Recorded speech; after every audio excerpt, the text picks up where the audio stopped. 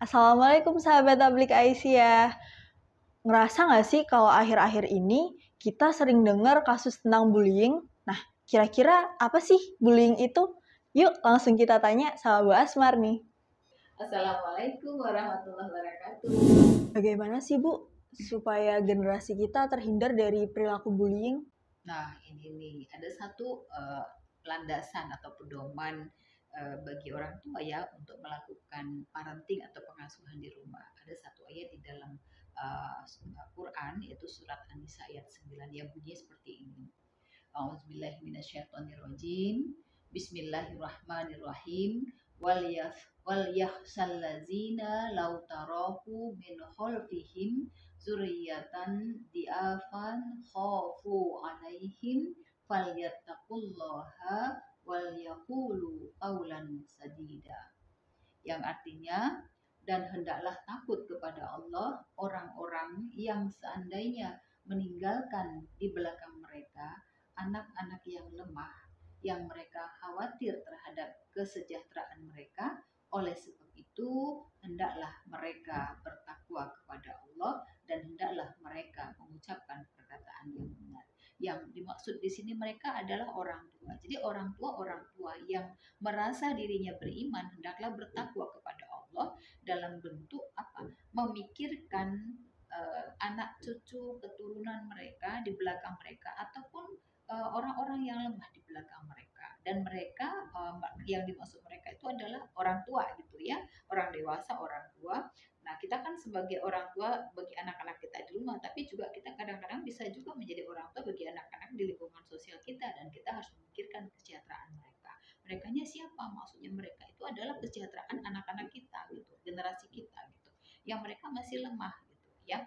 Nah, inti ataupun kata kesejahteraan di sini kan sebenarnya cakupannya sangat luas gitu ya.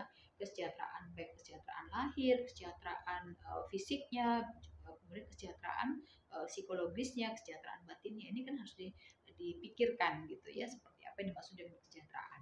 Nah, bagi orang tua, dan di sini ada beberapa petunjuk, artinya perintah dari Allah yaitu mengucapkan perkataan yang benar. Nah, banyak kan orang tua juga ketika bagaimana dia berinteraksi dengan anaknya, berkomunikasi dengan anaknya, itu tidak menggunakan kata-kata yang benar dan lemah lembut, sehingga anak tadi bisa menjadi anak yang santun juga gitu ya, karena mungkin orang tua memperlakukan anak dengan kasar, maka juga anak akan mencontoh orang tuanya menjadi kasar. Nah, seperti itu. Atau juga karena banyak ya tindakan-tindakan yang tanpa disadari orang tua gitu kan, tindakan-tindakan kekerasan mungkin verbal gitu ya, atau intonasi, sehingga itu ditiru oleh anak-anak gitu. Dan kemudian juga pengabaian, jadi anak-anak itu lebih didominasi oleh gadgetnya, sehingga dia belajar dari gadgetnya ya, kemudian mencontoh apa yang ada di gadget, sehingga terjadilah perilaku-perilaku yang tadi baik itu pelaku maupun korban. Nah, terus apa sih Bu tips-tips supaya anak terhindar dari perilaku bullying ini? Iya, jadi tips-tips sebagai orang tua ya dalam pengasuhan tentu bagaimana supaya anak kita tidak menjadi korban dan juga anak kita tidak menjadi pelaku kan gitu. Nah, kalau anak kita supaya tidak menjadi pelaku, tentu kita juga jangan menjadi pelaku bullying ataupun pelaku kekerasan di dalam rumah, baik itu dari perkataan kita, perbuatan kita, hindari itu. Dan kemudian kita harus berkomunikasi, interaksi yang terbuka dengan anak. Ciptakan suasana lingkungan yang nyaman dan aman, damai di rumah gitu, sehingga anak merasa nyaman di rumah, sehingga anak tidak dia lebih banyak bermain, berinteraksi dengan teman-temannya yang mungkin teman-temannya itu tidak memberikan efek yang baik buat dia gitu.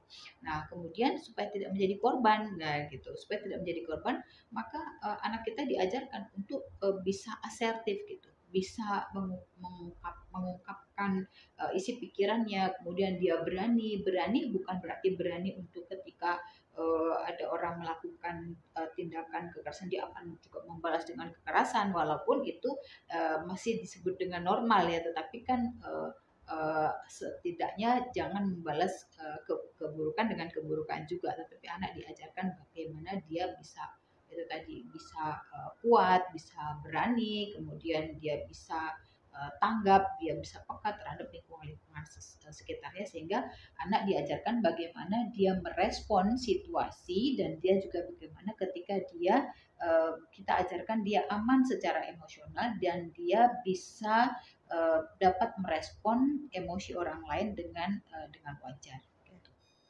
Nah, sahabat Tablik Aisyah, itu tadi tips-tips dari Bu Asmar. Semoga bermanfaat ya.